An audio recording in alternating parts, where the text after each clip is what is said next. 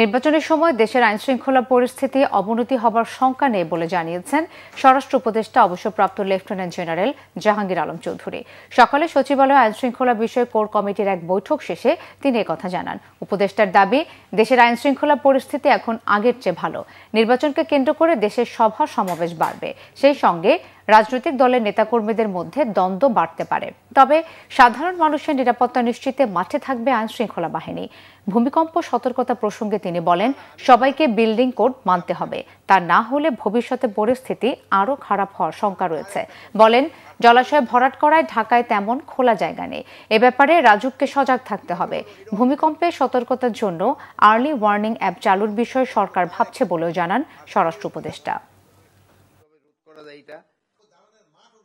নির্বাচনের আগে আইন শৃঙ্খলা পরিস্থিতি ডেটোরেট করার কোনো সম্ভাবনা নেই। আস্তে আপনারা দেখতেছেন আইন শৃঙ্খলা পরিস্থিতি আস্তে আস্তে উন্নতির দিকে যাচ্ছে। কিন্তু একটা জিনিস হলো যে নির্বাচন যতই ঘনে আসবে, সেই সময় ধরেন যে বিভিন্ন পার্টির ভিতরে মানে ধরেন প্রশাসন এগুলি সংখ্যা বেড়ে যাবে।